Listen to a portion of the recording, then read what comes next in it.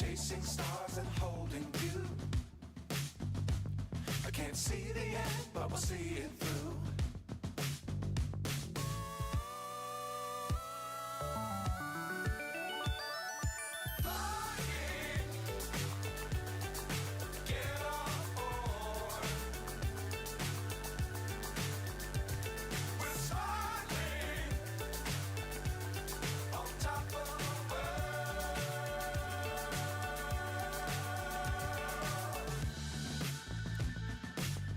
Times don't fly too high. Be sure to keep the ground in sight. Fly forever if you keep it tight. Love the world but keep the sky on your mind.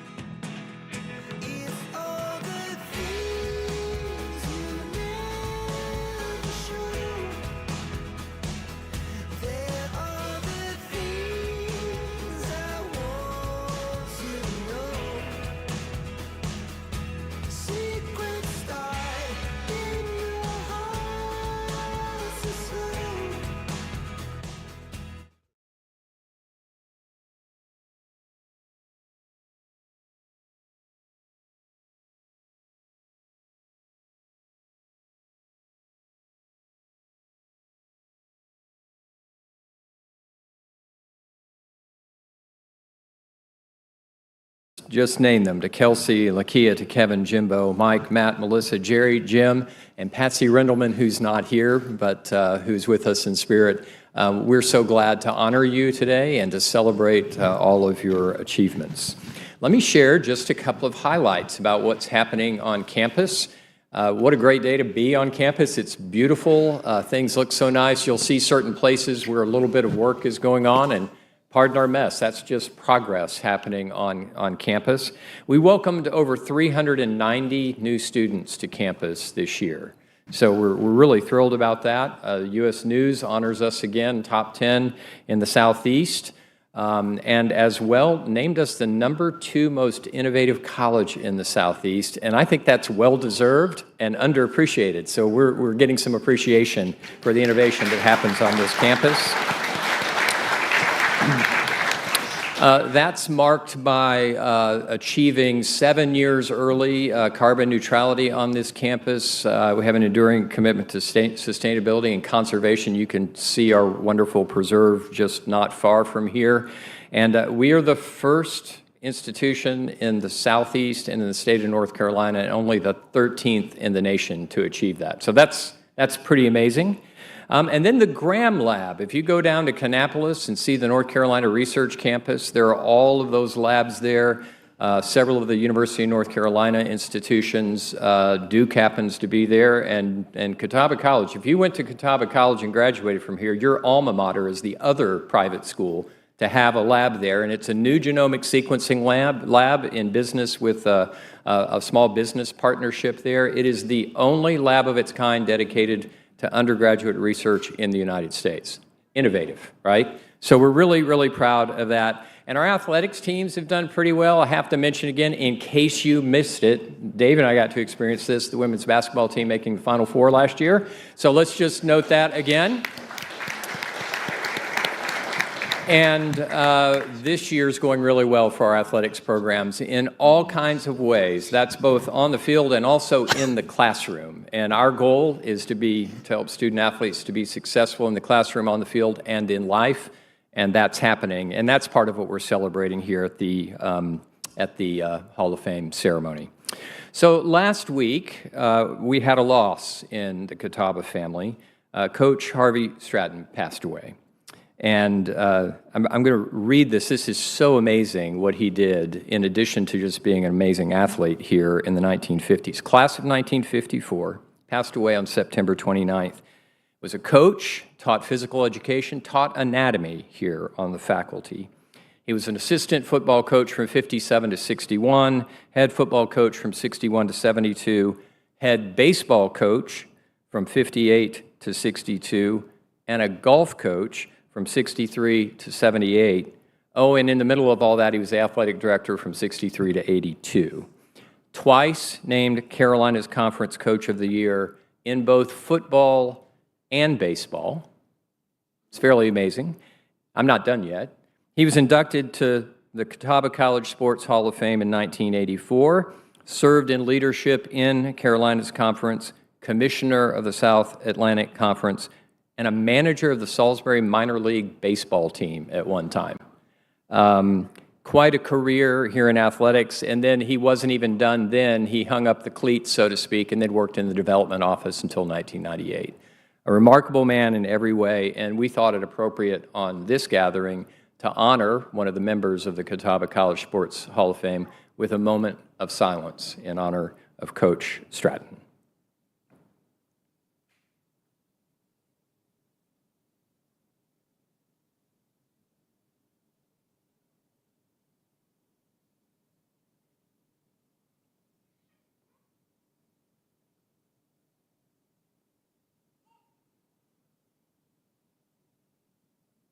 Thank you. We honor Coach Stratton's memory. It's now my privilege to introduce our host for our event this afternoon, Mr. David Wisnin, an Emmy Award-winning reporter with WBTV in Charlotte, a native of Salisbury, covered local news, regional news for more than 30 years, and he's a real friend of Catawba College. We are always glad to see you coming, glad to see you on campus, and thank you for coming to host this event this afternoon. So now I'd like to turn it over to David. Please welcome him to the podium. Thank you. Appreciate that. Thank you. Hey, good afternoon. Really appreciate you all letting me be a part of this today. I'm genuinely honored to be here. As President Nelson said, I have had a lot of opportunities over the last 32 years to do a lot of stories on campus here, good stories about the academics, about the sports, just about all the accomplishments that the school has seen in the last few years, a lot of time. And it's just really been a lot of fun, so thank you.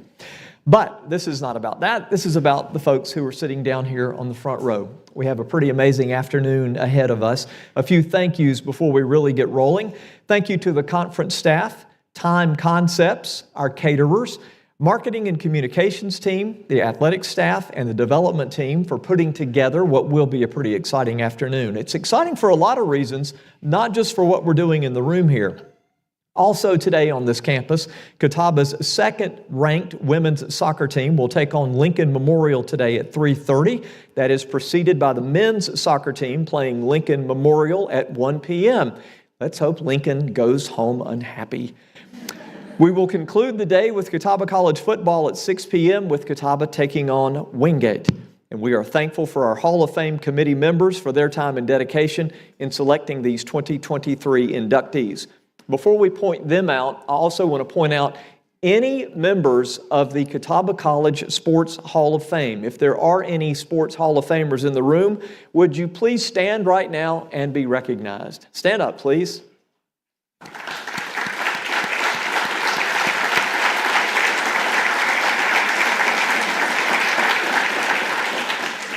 Thank you all very much.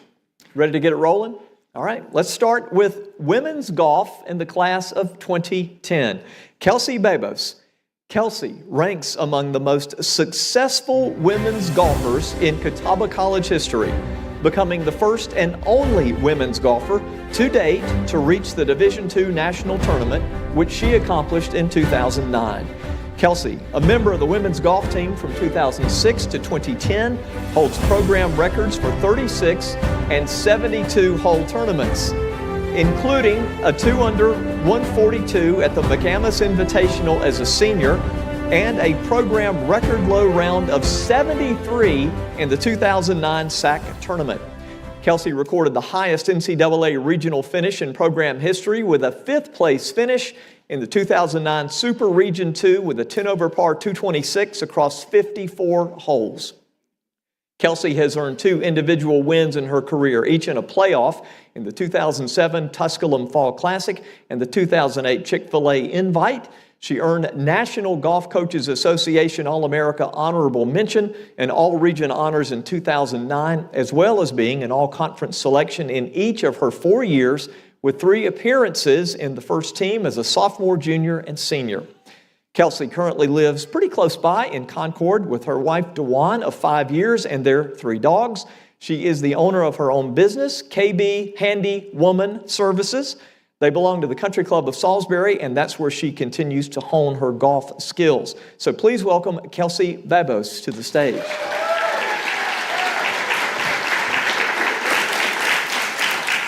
So now I get to do this thing, which is kind of different, right? This is like one of those talk shows, and like I'm the host, and Kelsey's the movie star guest, and so she's coming on to talk about her latest thing. So there's been a lot of good movies about golf, right? There's Caddyshack, and there was Tin Cup, and I guess there were some other ones. So let's say they're going to make a new movie about golf, and it's going to be about your career. So they come to you and they say, Kelsey, we're really striving for authenticity. Who should play you?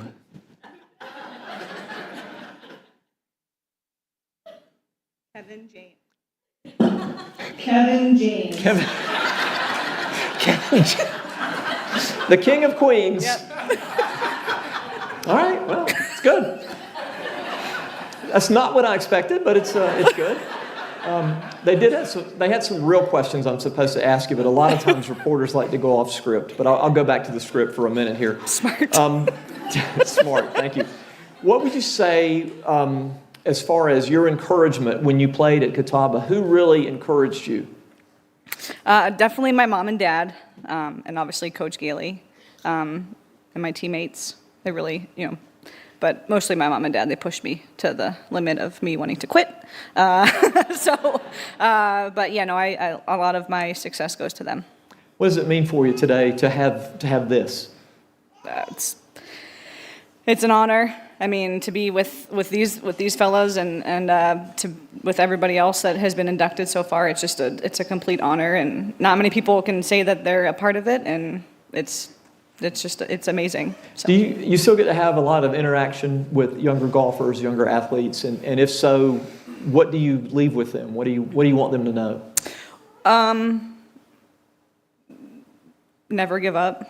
Just follow your dreams and you'll get there. Yeah, you'll get there. Maybe last thing here. What's the impression or the mark that Catawba College left on you? Well, it's definitely given me a lot of self-confidence. With being at Catawba, being from Ohio, a small little city. Coming down here, my parents were like, "All right, well, we'll move y'all in. Good luck." And I was like, "All right, see ya." And then I didn't know what to do. So self-confidence has really sparked since I've been here, obviously with having my own business. And yeah, it's just, that's that. There you go. That's good. Thank you. Appreciate you speaking with me. Yeah. And we look forward to Kevin and that movie coming out real soon. So Kelsey Babos, everyone. Thank you. Appreciate it.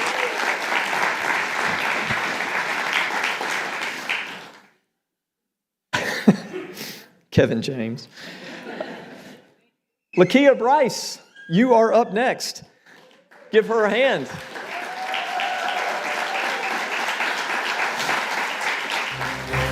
Lakia Bryce distinguished herself as one of the best defenders in Catawba women's basketball history.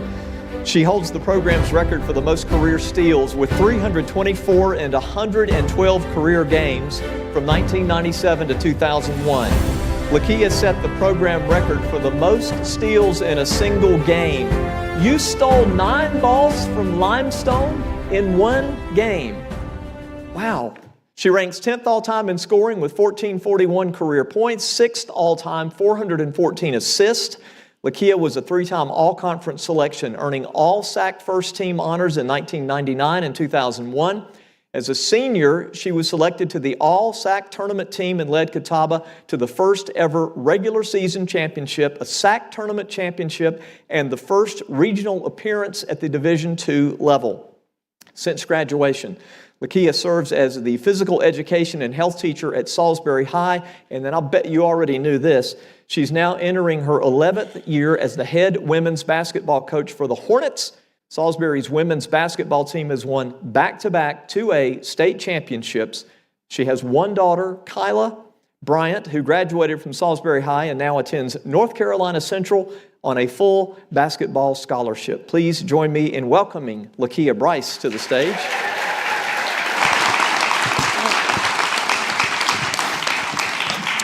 No movie questions. Okay. Unless you want to answer one, you can. Oh, who's going to play me? Yeah. My daughter. Hey, that's good. I like that. That would be quite an honor.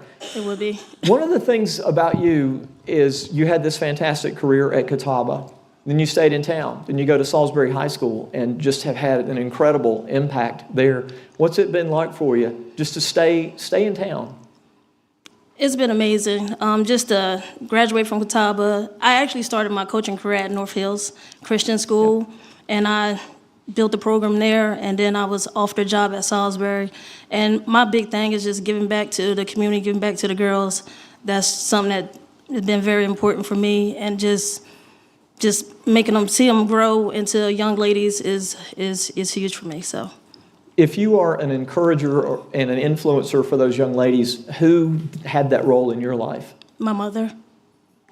Yeah, she's right there. Oh, she's here too. Look at that. Wow. Yeah, my mom. She is a very strong, hardworking woman. When I was growing up, my mom never missed work. Even if she was sick, she went to work. So that's kind of where my hard work came from and determination. What would you say the mark is that Catawba has left on you? Everything. It helped me grow into a beautiful woman. my friendship over the years at Catawba, I still have some of my same friends, Talita, Tish, Dorthel. I still talk to them, Danielle Locklear. So just everything. My coach, Duncan, he helped me a lot when I first got to Catawba with time management because, boy,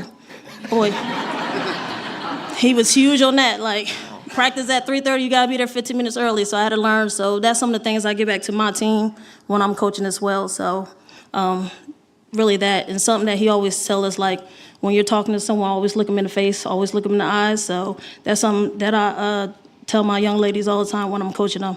So it carries on, what you learned. It carries on. Yeah, it carries on. Some of the same things that he did with me when I played, I do with my team and let them know. So he was really huge on guilt by association as well. So yeah, I let my girls know that. That's really cool. Yeah. You've had a lot of honors. I was reading those honors, but then I'm thinking about I've been able to cover you going to the city council when the city council recognizes the team, and all that sort of thing, and just so much pride the community has in that. But this today isn't so much about the team. It is about you. It's about your accomplishments. So what does this mean to you? It means everything. It's like I'm a part of history. And just having my name written in the books with all the rest of the great athletes means a lot. All my dedication and hard work pays off. So I'm so grateful and honored. That's cool. Thank you. Thanks Thank again. you. Appreciate it. That's great. Thank you. God, wasn't she good? That was fantastic. Next up, a little football. Kevin Brown.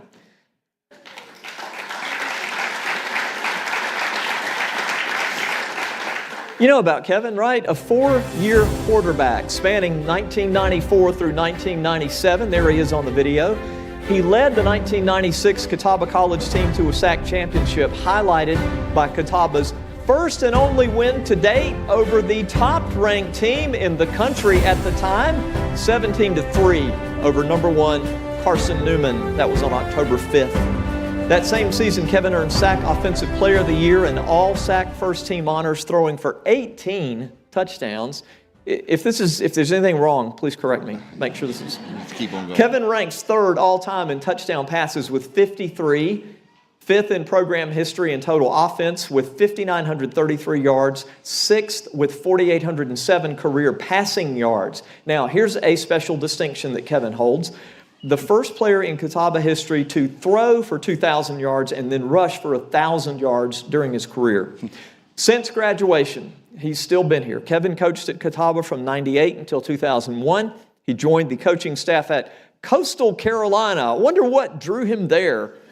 That was from 2002 to 2011. Kevin rejoined the Catawba staff from 2013 to 2017. During that time, he married his beautiful wife, Robin, and they lived in a house right beside campus with their son, Easton. And he told me earlier that when they came back, they rode over to look at the house and got a little teary-eyed, is the way he put it. After 2017, Kevin and the family moved back home to Moncks Corner, South Carolina. He works with the family's company and serves as the athletic director and the head football coach at St. John's Christian Academy. So please welcome Kevin Brown, who is here at our stage. So, some questions have been fed to me. Oh, goodness. So I don't sure just I know have the scripted questions. I have some other questions. Great. I'll get to one of those in a minute. But first of all, I want to know, Kevin, a lot of incredible accomplishments on the football field. What does it mean to you to now be in the Hall of Fame here? It means everything, just like they said. I remember walking into the gym on multiple occasions and reading the plaques and seeing the people in front of me, the Curtis Walkers and the Keith Henrys and Coach Gantz, and reading those plaques and to be a part of that family and that distinguished group means everything to join that group. I want to talk a little bit about your accomplishments. That game, the Carson Newman game, I remember a few games in Rowan County sort of sports history that everybody was keyed in on. And I remember that day, and I remember listening to that game on the radio. That was incredible. I want to know, what memory do you have about that? What stands out for you there? I remember that we as a group, as some of my teammates here, DJ Summers and Brian Henson and Brandon Dabbs and Jeff Cochran, we believed that we were going to win. We knew it. that week going up to it. We really talked about it that summer. We had them coming to our place, and then we knew they were going to be ranked. We really believed that we were going to win.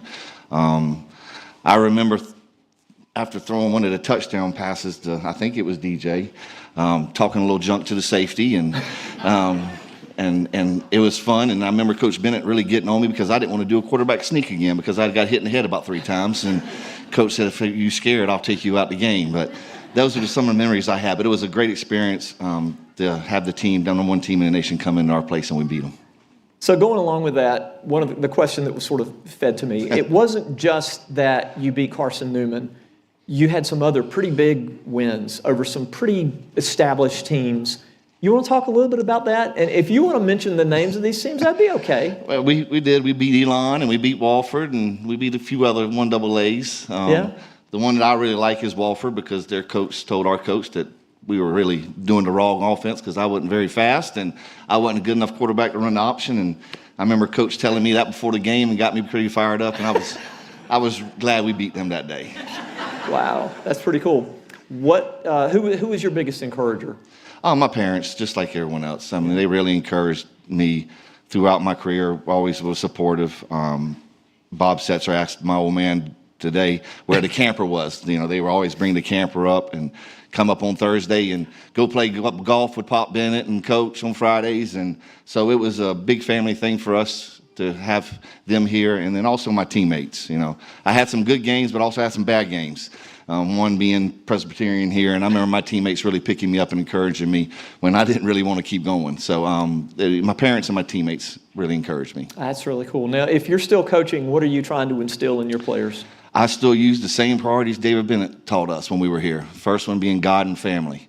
Try to teach them that. That's the most important thing. Number 2 is the education in the classroom, in the community, when we go out and serve our community and let them serve people in the community and the less fortunate. And then the 3rd one being football. So I still use the same priorities that I've heard for so many years here. Wow. And you're passing that on, right? Passing it on. Cool. Thank you. Thank Kevin you. Brown, isn't that great?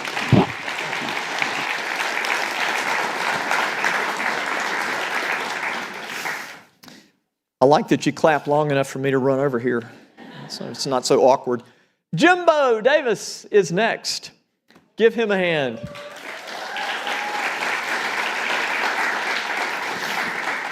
He's really James Davis. He's just known lovingly as Jimbo, a standout on the baseball diamond for Catawba from 2003 to 2006. He was a 3-time All-Region first-team selection, 3-time first-team All-SAC honoree. In 2005, James earned American Baseball Coaches Association First Team and National Collegiate Baseball Writers Association Second Team All-American honors after hitting .380 with 17 home runs and 65 RBIs. James is the program's career leader when it comes to RBIs, 235. He is ranked second with 54 career home runs. In addition to those accolades, James' teams excelled as the standout was a 3-time SAC regular season champion, 2-time SAC tournament champion, and appeared in 2 NCAA regionals. He graduated from Catawba in 2006 and attended Regent University School of Law, graduated cum laude in 2010. He sat for and passed the Virginia bar exam in 2010 and the North Carolina bar exam the next year, 2011. James is currently a partner at Davis & Davis Attorneys at Law. I've heard of them. He recently transitioned from a daily courtroom litigation practice to expanding the firm's operations in Stanley County. Interesting note here, during the pandemic, courthouses across the state were closed. James also sat for and obtained his financial services licenses and created the investment firm Davis Wealth Management. There, he primarily works with lawyers and law firms to help owners and employees craft personalized retirement plans. And when he's not at work, James and his lovely wife, Erica, and their family spend time traveling, trying new tailgate items out on the Big Green Egg, attending son Harrison's practices and games, and then listen to this, and ineffectively making efforts to persuade daughter Charlotte to crawl. So join me in welcoming Hall of Famer Jimbo Davis to the stage.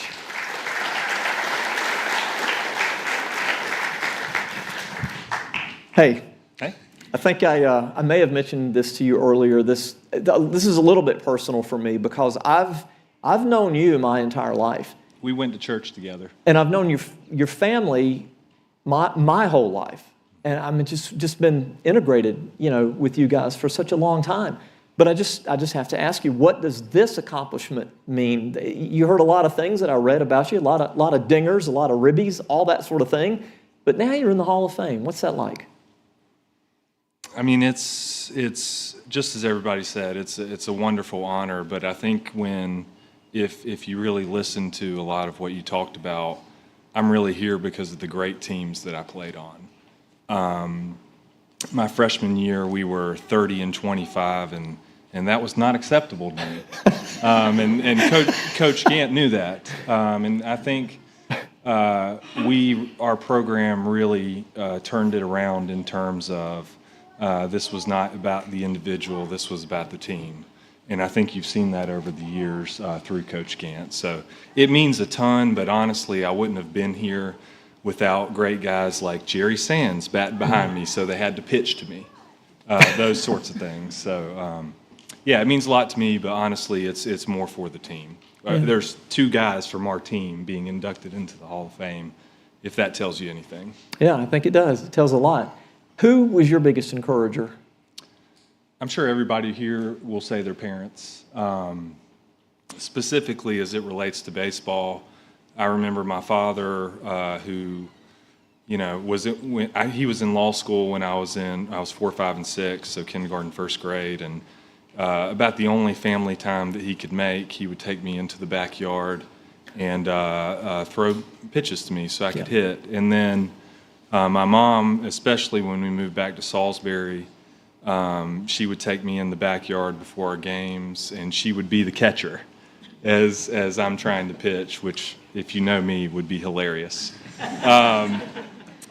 But apart from the obvious answer, which is the parents, I had a really good high school coach, Bill Kessler.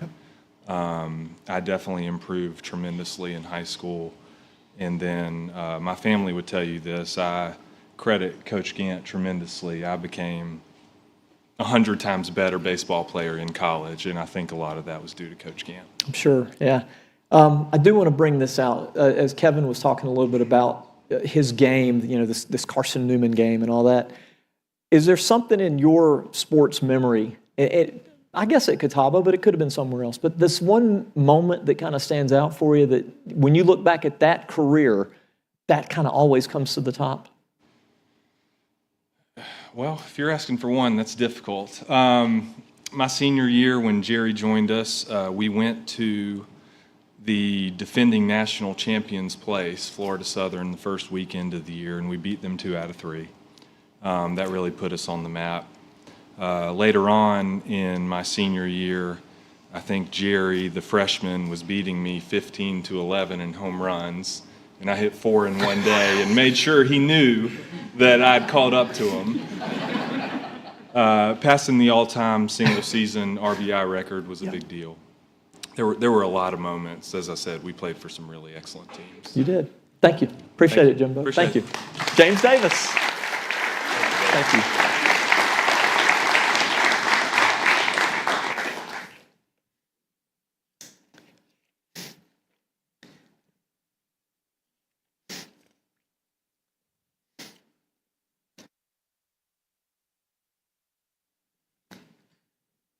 Mike Feller, you're up next. Let's welcome Mike Feller to the stage. Mike Feller first donned his Catawba College uniform from 1992 and kept it through 1996, culminating his career with a 1995-96 SAC regular season championship. That was the first regular season SAC title in school history.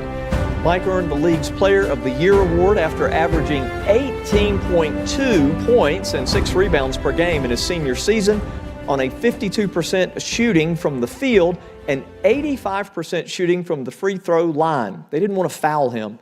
Mike also led the SAC in scoring at 18 points per game during his junior season in 94 and 95. Mike earned Division II Bulletin All-American Honorable Mention honors in both his junior and senior years. Mike's a native of Evansville, Indiana, and was a 3-time All-Conference selection while earning a first-team nod as a senior. Mike is 18th in program history with 1,484 career points, 6th all-time in career free throw percentage, 8th in free throws made. Mike received the Gordon A. Kirkland Award in 1996. Of course, you know that is the most prestigious athletic award at Catawba College, given to the top male student athlete at the school. When Mike graduated from Catawba in 1996, he played a full season of professional basketball in Luxembourg, Europe. It was there that he helped his team win the league title. He averaged 36 points per game. Did you hear that? 36 points per game. And scored more than 70 points in one single game. That question will be coming up, Mike. Mike started his working career at Merrill Lynch as a financial advisor in the fall of 1997. He worked at Merrill Lynch for 20.5 years before leaving in the spring of 2018 to start his own independent, fee-only, and fiduciary wealth management and financial planning practice. It is known as Feller Wealth Management. Mike currently serves as the president of Feller Wealth Management and is active in those day-to-day operations. In 2002, he married the love of his life, Megan Howell Feller, also a familiar name because she's a great Catawba College athlete in her own right in swimming and cross country. She graduated in 1999. They welcomed 3 wonderful sons that I had the pleasure to meet earlier. Ryan, he is 18. He attends the John Martinson Honors College at Purdue University in West Lafayette, Indiana, studying computer science. Adam is 17. He's a junior in high school in Evansville, Indiana. And Grant is 9, but he's taller than anybody, and he is in the 4th grade. Mike has enjoyed being a dad and a husband more than anything in the world. He enjoys golf, coaching youth sports, baseball, basketball, advocating to further pediatric cancer research efforts, and being active in his church. Mike Feller.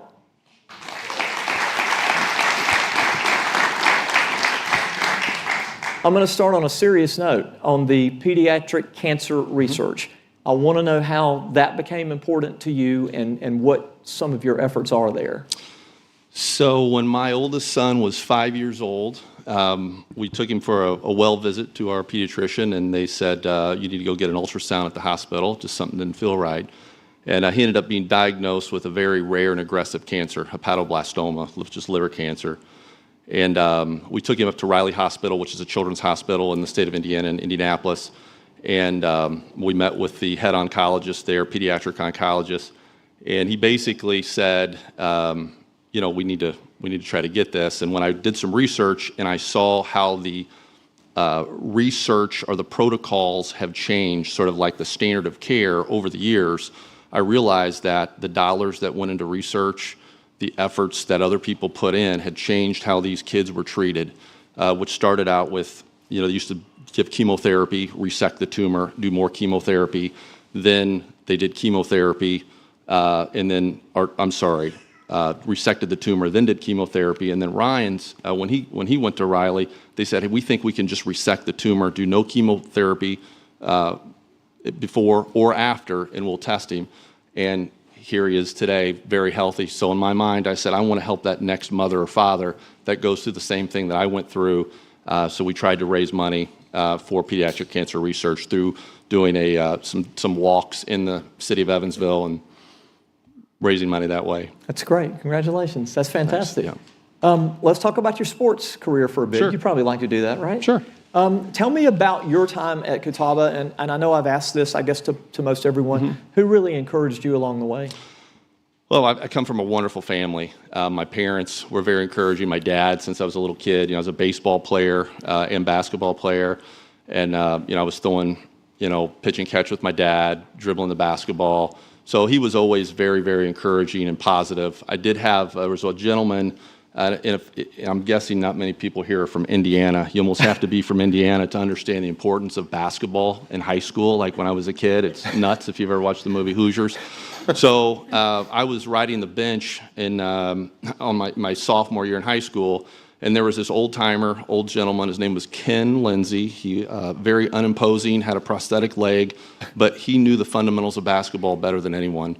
And he taught me how to play in the post and how to catch the ball, to play from the waist down. It's about positioning, and we worked on 10 post moves, and we did it over and over again from each side of the basket. Every day we would chart, how many do you hit? Out of 10, I started with 1 or 2, then I got to 4 or 5, then I was hitting 8, 9, and 10. And I got better and better at it. And he was, other than my father, the person that really invested time in me to make me, I think, I wouldn't be here today if it weren't for him. Wow, that's cool. So Mike, you and your family, you came here to Salisbury today. So what does this mean to you to be enshrined in the Sports Hall of Fame? Well, it's a great honor, of course. And, it's almost like icing on the cake for me. I had a great experience at Catawba. I came 10 hours from Indiana to play here. And, I liked the professors, enjoyed the students, the coaches. Coach Baker's here today, Coach Sam Moyer, great coaches and great guys. And really, it's a tip of the hat to my teammates. Any good player, as they previously stated, you've got to have good teammates. I can't score all those points or be successful without great people around me. So I really feel like this Hall of Fame award, really a little piece of it goes to my teammates, my great teammates that I had over the course of my 4 years here. Have you kept up with Catawba? Do you keep up with Catawba sports? And you know that this tradition of excellence in basketball has really been showing itself. It's a little bit hard being so far away. I can't turn on ESPN and watch the games, unfortunately. I do try to. I know when Jerry was playing, of course, he tried to, if I could try to find him and watch him.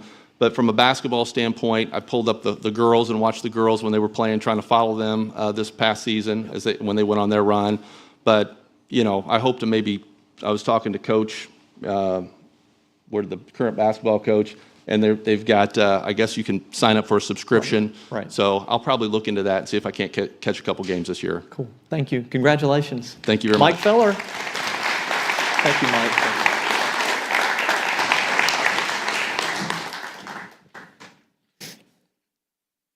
Football. Want to talk a little more football? We have Matt Gross. Matt.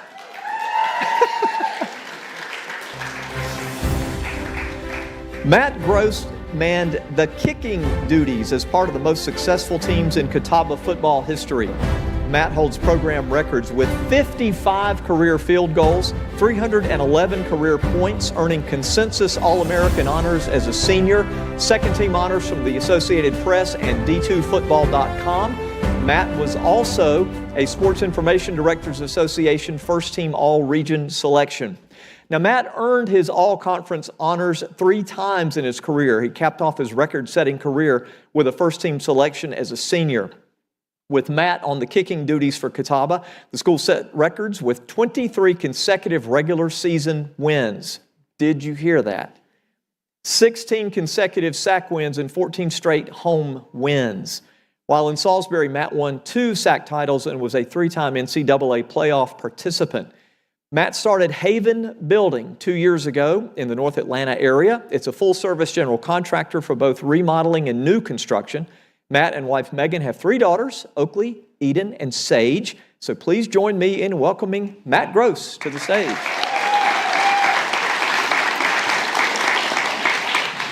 Kickers are a different breed, right? Apparently. What's different about a kicker? As I've gotten older in my adulthood, I've kind of realized it a little bit more. I would say I'm very every day is the same. And I get up and I go, okay, what do I need to do today? I got to do this, this, and this. And if it gets out of whack or something like that, it just throws a little anxiety into my life and all that. But as a kicker, I think for me it was I wanted so badly just to be a part of that team, where in the weight room I wanted the guys to see me there. I wanted them to see me putting in the work, so that on Saturday they had faith in me to be able to go out there and when it came time that I could pull my weight. That was more of what drove me while I was here. Was just I wanted to be with the group. I didn't want to be that kicker that was off to the sideline, kind of weird and quirky and all that kind of stuff. So it was a constant battle just to kind of stay in that world. What is it, if you don't mind me asking that, this is off script again, but what's it like when it's one of those games and you realize that everything appears to be building to the moment that a kick is going to decide it? And so, they're on the field maybe trying to get the ball in the right position, and you know that everybody is watching, and you're on the sidelines, and you're like kicking into the bag and all that. When it comes down to that moment that you realize, okay, this is really going to be it. Yeah. I'm going to decide the outcome of this game with what I do on the next play or whatever. How do you handle that? Well, I was fortunate enough while I was here. I had 3 of those kind of moments. I failed the first one pretty miserably. The second one was, I'm going to mess this date up. I think it was 2000. It was another Carson Newman Catawba game. And I want to say it was probably one of the biggest crowds that we'd ever had. So, I think we're number 3. They're number 5. So it's a big game. And the year before, I had missed a clutch kick that could possibly have tied a game against Carson Newman in the playoffs. And so it was a moment at that moment when Coach Bennett called for me. Like, I've never been more ready for something in my life. And I say that very humbly because the 12 months prior, or the whatever time it was from the last kick to that moment, there were a lot of nights of just processing that moment and then thinking if I was ever put in that position again, how I might handle it differently mentally. So mental toughness was a big factor in it. But yeah, when Coach Bennett called me over for that kick against Carson Newman, it was fun to be in that moment and go, yeah, I'm ready for this. I'm ready for this. But I mean, pressure-wise, it's like a golf swing. You do the same thing every time. It's the same thing with kicking. Yeah. You take 3 steps back, 2 over. I could do it in my sleep, and usually hit probably about the size of a quarter on the ground, and with my eyes closed. It just became repetition. Yeah. And so the mental toughness in that moment was more important than actual physical attribute kind of thing. Who was your biggest cheerleader? Oh, gosh. This is a hard question, and I apologize, but October is usually a really tough month for me. I lost both my parents to cancer. My mom 20 years ago this month, and my stepdad 12 years ago. They were always there. Like everybody else, their parents. This just feels a lot more for me because this award's for them. It's 100% for them.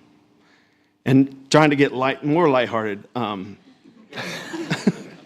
he's in the crowd today, and he's probably going to record this and hold this against me for the rest of my life. But my older brother's here, and I didn't get into kicking just because I woke up one day and was like I was a kicker. I had an older brother that started it. And so it started a trajectory for both of us, where he ended up playing at Appalachian State for 3 years. Sorry. And obviously I played here, but some of my fondest memories here are walking out from like pregame stretch, and his time at Appalachian had come to an end, but walking down the sidewalk into the stadium and looking over and seeing my parents tailgate. And then my brother and like 3 of his fraternity brothers had already gotten the day started. And so it was, there was a lot of moments like that. And then, that game against Carson Newman here in 2000, we hit a game-winning kick.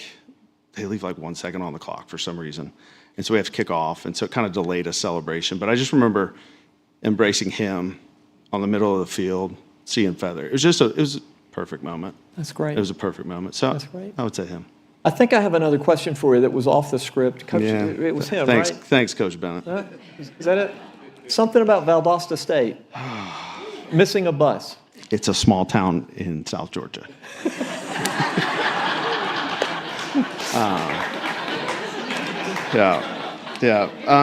We've all been there. The alarm clock just doesn't work one day. It just happened to be that day. So it's Thanksgiving Day, 2001, and we're leaving that morning to go play Valdosta on Saturday. It's the second round of the Division II playoffs. They're the number 1 team in the country, so it's a big game. And so I wake up super late. I get all my stuff together. I literally sprint from the dorm. It's literally right across the street here. Yeah. I sprint from there to the gym and go, oh, you know what? Sprint all the way back to my car, which was back at the dorm, And I just get in the car and I'm like, okay, which way would they have gone? And so No GPS, right? No. I mean, we didn't have cell phones back then. Well, we did, but it was like $300 for 25 minutes or something like that. And so I get on 85 South, and it's Thanksgiving morning, so traffic's not bad, but I'm just trying to find. I'm like, how far would I have gone? I have no idea. But it was, it's your senior year. It's your last. It could possibly be your last game, and so I just started driving. I won't disclose how fast, but I started driving, and I remember we got just south of like Concord, Kannapolis area, and I had come around this bend on 85, and I saw the two buses, and like I was just like, praise Jesus. And so I think I passed a state trooper too, so I was like, crap, this is not going to turn out well. And so I flagged buses down, get on the bus. Coach Bennett wouldn't let me sit on their bus, kick me off the other bus.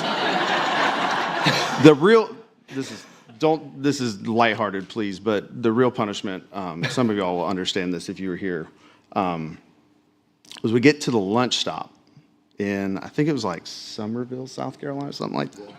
Yeah, Walterboro, South Carolina. Cute little town in South Carolina, we'll just say that. I've been a type 1 diabetic since I was 14. And so I get there and I'm like, oh crap. I left all my insulin back at the dorm room. So as punishment, I have to ride with our trainer, Bob Casmus, from Walterboro, South Carolina, all the way to where we stay that night. And so that was punishment enough, I think. I love Casmus. Casmus, if you're here, I'm super appreciative of all that you did, but it took it a little easy on my punishment the next Monday. So, Well, you can see now that trip didn't just end up at Valdosta State, it ended up in the Hall of Fame at Catawba College, and congratulations to you. Thank you, sir. Thank you, sir. Thank you.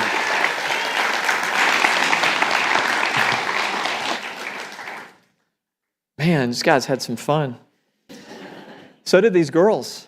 Please welcome Melissa Powers Cox, volleyball, class of 2009.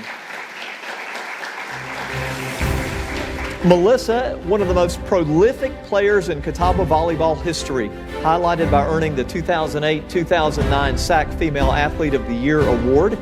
In that same senior season, Melissa was named the the Sports Information Directors Association Regional Player of the Year, an AVCA All-American, and a consensus first-team All-Region selection. That postseason, Melissa helped Catawba to its first ever wins in the NCAA tournament, knocking off top-seeded host Wingate en route to the regional final. Do you notice that we've had two introductions that have had something to do with defeating Wingate? And who do they play tonight? Melissa holds program records with 37 kills in a single match, 674 kills in a season, 1,884 career kills, and a 326 career hitting percentage. Melissa earned SAC Player of the Year honors in 2008, while also winning the SAC Scholar Athlete Award that season. She was a three-time All-SAC first-team selection and named to the 2007 All-SAC tournament team. Since her graduation from Catawba, Melissa has served at the K-8 elementary school that she attended as a child. She is now in her 15th year of teaching. She's been married 13 years to her husband, Matthew Cox, who works at the local high school. They have been blessed with 4 beautiful children, Maddox, McAllister, Macon, and Miller. Both Melissa and Matthew have loved sports all their lives. Now they get to experience that passion with their children, who keep them constantly on the go. Please welcome Melissa Powers Cox.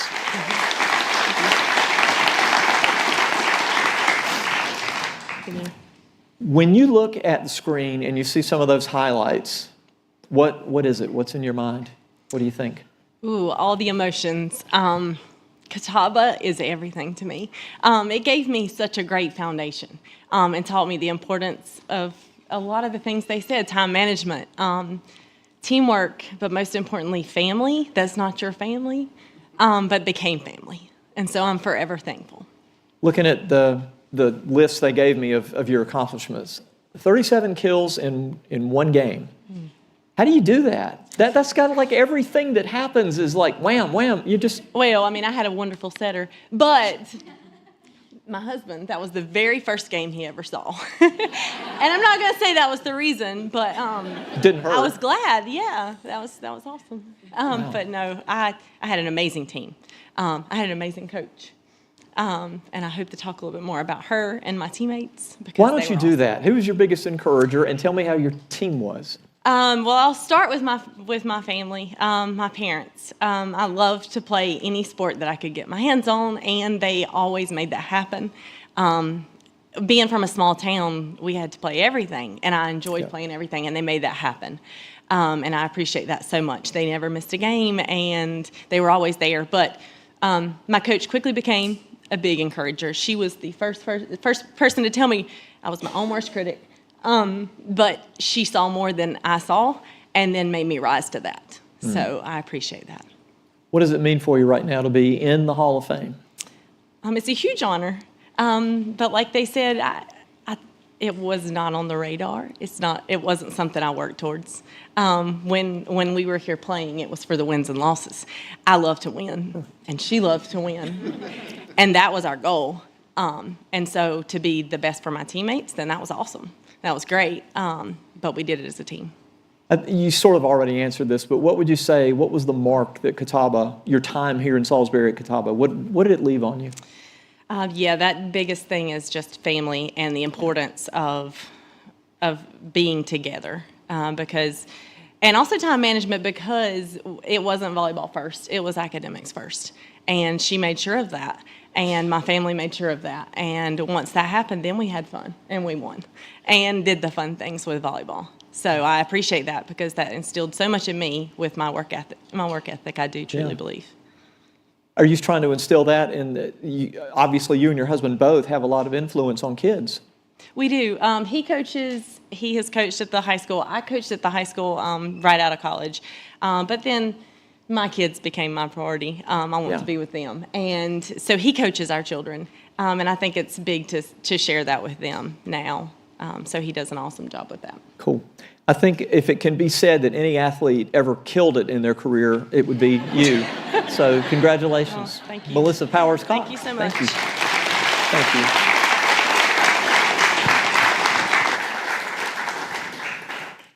Jerry, baseball, Jerry Sands, it's your time. There he is, Jerry Sands, a 3-year standout on the baseball field for Catawba 2006 to 2008 before enjoying a 14-year professional baseball career, including 156 games in 5 seasons with Major League Baseball, including the Los Angeles Dodgers, the Tampa Bay Rays, the Cleveland Indians, and the Chicago White Sox. Jerry was a 25th round pick of the Dodgers in the 2008 Major League Baseball draft and was named the Dodgers Minor League Player of the Year in 2010. While at Catawba College, Jerry was a National Collegiate Baseball Writers Association third-team All-American as a freshman in 2006. He got consensus All-American accolades in 2007. Jerry was first-team All-Conference selection in each of his 3 seasons. He was named the SAC Freshman of the Year in 2006. Now, listen to some of his records. Career program records include 61 home runs and 132 walks while leading Catawba to 2 SAC regular season titles, the 2006 SAC Tournament Championship, 2 NCAA regional appearances, and a then program record 43 wins in 2008. Jerry ranks 2nd all-time in the slugging percentage, 3rd in on-base percentage, 4th in RBIs, 5th in runs scored, 9th all-time in career batting average, and 14th all-time in career hits. Since Catawba, Jerry played 14 years of professional baseball with his last year in 2021. He's now an international scout for the Hanshin Tigers. That's the Japanese team that he played for. He also works part-time for his father-in-law's engineering firm, and he maintains and manages family rental properties. Jerry's family is very involved with the community parks and rec department where they live. Jerry and his wife, Morgan, have 2 sons, Eli and Tucker. Jerry Sands.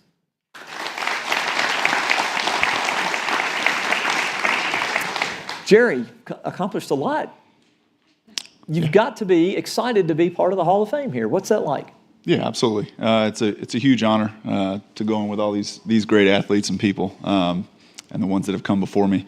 And I think going last year with all these other guys, I think the teams, like I said, coming in with the guys like Jimbo and Mark and Matt and DT and like I said, just kind of upped my game as I went along. As you see how they carry themselves and how they do things, it's a great honor to be here.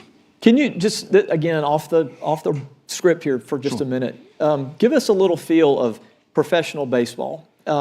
You played for teams in Major League Baseball, but then in Japan as well. Can you talk a little bit about what those experiences are like, and maybe what was the big difference when you went international, when you played in Japan? Sure. So I played 10 years in the States with, I don't even know how many organizations, 6 or 7 different organizations, and then I got the opportunity to go over to Korea actually for 2 years, and then I went to Japan for 2 years, and they were a great 4 years. My family got to go with me. My boys and my wife got to experience it with me. It's a lot different. Obviously, it's different culture, different countries. They do things similarly, and then they do things a lot different. But respect is huge in the Asian culture, so that was awesome to be a part of, and then to see my family interact, and my boys kind of get to go to school with a different culture and different way they do things. Fans are huge over there. They love the game. We had a great time. I would have loved to play longer, but I got old, and that's how it works. Yeah, that's what I hear. Yeah. What would you say, who encouraged you the most in your athletics? Yeah, to hit on kind of what everybody else, I had, my parents were great from the time I can start all the way up, encouraged me. Anything I did, as long as I put my all into it, they were going to encourage me and help me anyway. I had a great group of coaches growing up. We had a great group of men that were kind of coaches on the field and then off the field, kind of in the community, and taught us how to be good men and community leaders. Got here, and Coach Gant, obviously, kind of the same way. So I've had that foundation between my parents and then coaches, and then with my professional career and overseas, my wife has been huge, just kind of anchoring me down and being there, the one that I could always rely on that was going to be there, and then helping with my family. So I've had a very good just basis when I came home. You put up big numbers as a baseball player here. Beyond that, what mark did Catawba leave on you? That work ethic. Like I said, my parents have always instilled it in me. But kind of like Kelsey said, once you get dropped off here, you're kind of on your own. You know what I mean? You gotta grow up and you gotta live a little bit. So coming in and seeing how these guys that were before me, how they handled themselves, how Coach Gant ran practices and expected you to put the work in. I kind of try to roll that off on the kids in the community that we try and teach and mentor, and then my kids the same. I try to.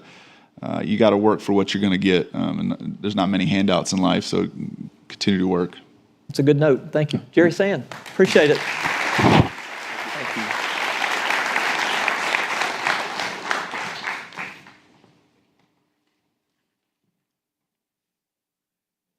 Right now, I have the pleasure of helping to honor 2 Special Service Award inductees. The Catawba College Athletics Hall of Fame honorary inductees are individuals who displayed extraordinary service to the athletic department at Catawba College through efforts off of the playing field. The first class of 2023 honorary inductee is Sports Information Class of 1989, Jim Lewis.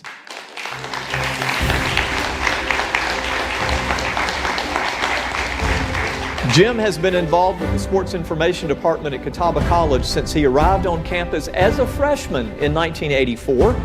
Upon being appointed Sports Information Director in June of '96, Jim assumed responsibilities of overseeing the publicity of each of Catawba's athletic teams and the department as a whole. Jim was promoted to Assistant Athletic Director in 2009 and Senior Assistant Athletic Director in 2015. Jim has created or expanded Catawba's record books, which are among the most extensive in the conference and the region. In addition to his roles at Catawba, Jim has served as the treasurer for the North Carolina Sports Information Association, as well as the NCAA Division II Men's Lacrosse South Region Advisory Committee and the National Collegiate Baseball Writers Association Southeast Region Ranking Committee. Please join me in welcoming Hall of Famer Jim Lewis. So this is different, right? Very. But I was talking to these athletes about these numbers they put up. Well, you put up numbers in every sport, right? Because you're putting them up and you're putting them so that those of us in the media can get that information, fans can get that information. How rewarding is that to know how valuable that is? Well, statistics is just something I always enjoyed doing, and to be able to expand on that so people, when they look over those record books, they can see what everybody has done over the years, and to know that they know who I am. It's kind of weird because I was not on a team, I was not a coach. So this is kind of crazy in some ways. But it's a tremendous responsibility. I mean, again, just speaking as a reporter, if I want to look something up, more than likely it's going to be your numbers that I'm going to find. It's going to be your research, your record keeping, and that's what gets the story out there. And that's how that's how we can be accurate and know what we're talking about. Yeah, and I have to thank Brian Morrison a lot because he did a lot of research when he was here before Dennis Davidson got here and before I got here to get a basis for records, because before 1980, it's hard to find information. And he did a lot of research on that, and then I've took it and tried to expand on it as much as I could. Would you be considered a Catawba College athletics trivia expert?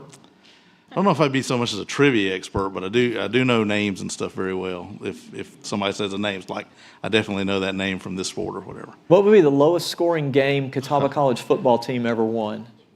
Oh, that was 2-0 in Carson Newman. There it is. There it is. That one's very easy. Yep. That was on a safety by Keith Henry. Yep. See, okay, see? All right, there you go. I was there. What was the weather like that day? Okay. It was probably a little cool in Carson Newman.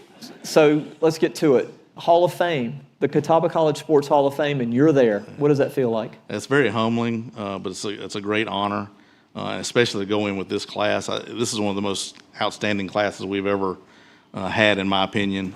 They were outstanding, and they also made their teams outstanding, and that was always more fun to write about good teams, and they certainly made that fun.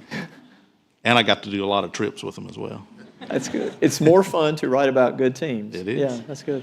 I ask most of these athletes who encourage them. And, in what they do, they might have parents or family members or whatever in the crowd, in the audience, and they're cheering and yelling. You don't usually have people coming in your office and screaming and yelling, way to go. So who encouraged you? Yeah, well, as you said, my parents. Yeah. There was a lot of lean years from the time I graduated until the time I got the full-time job. But they were always very supportive, and they knew this is what I wanted to do. My dad might have thought I was crazy for a while for those 7 years before I took over, but he was definitely there to support me, as well as my mom. And then I got to thank Dennis Davidson, who took somebody who knew the stats part and taught me everything else. Because growing up, there was two things I said I would never do when I got older, and that was write and do public speaking. Because those were two things I was not going to do.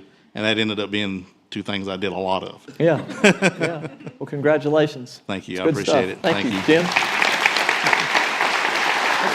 Thank you. See, I remembered listening to that 2-0 game on the radio as well. That was unreal. Anyway, the second class of 2023 honorary inductee is Patsy Rendelman, women's golf class of 1947. Give her a hand.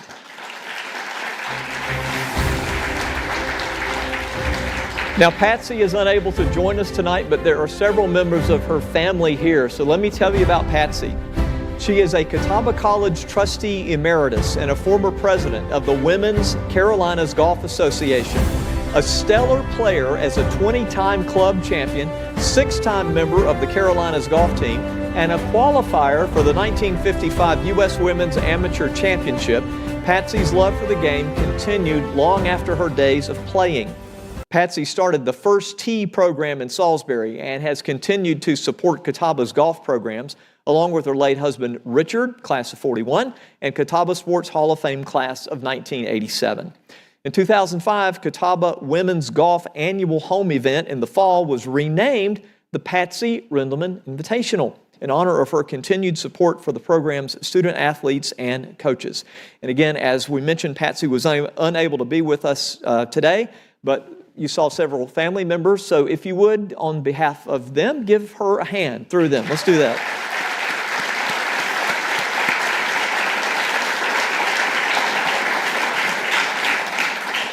Just one note, I want to say personally thank you to all of you for allowing me to be a part of this ceremony today. Congratulations to the athletes. At this time, I want to turn it over to Michelle Cadigan. She is the Director of Athletics here at Catawba College, and she is going to close our ceremony. Michelle?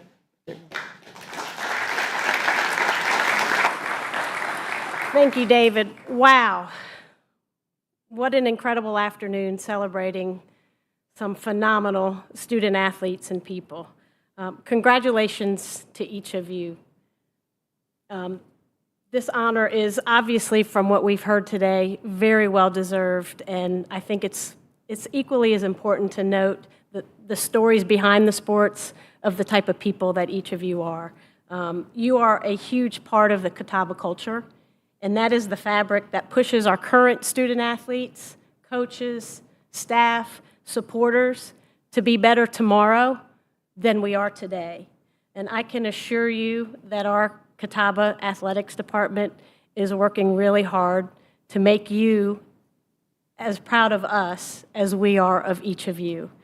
Thank you to the family and friends who supported these fine men and women over the course of the years. We know the sacrifices that you made, and we're grateful to each of you for that as well. Mrs. Rendleman, I'm not sure if you're watching, but I hope you are. We did miss you today, but we do look forward to presenting your plaque to you in person later this afternoon. Just a couple reminders to our inductees, if you wouldn't mind, after the ceremony, if you could head back to Crystal Peeler for some more photos. Also, I invite all of you to join us, as was mentioned earlier today. Our number 22 men's soccer team plays at 1 o'clock at Frock Field, followed by our number 2 women's soccer team, who, by the way, is celebrating breast cancer awareness today and will be in pink. That game is at 3:30. And as you know, football kicks off at 6 o'clock, and inductees, we look forward to recognizing you at halftime there as well. Thank you so much. Thank you for who you are and for what you've done for Catawba, and I know what you'll continue to do. I hope you enjoy the rest of your day and go check out campus in some downtime before the kickoff. Thanks so much. Have a great day.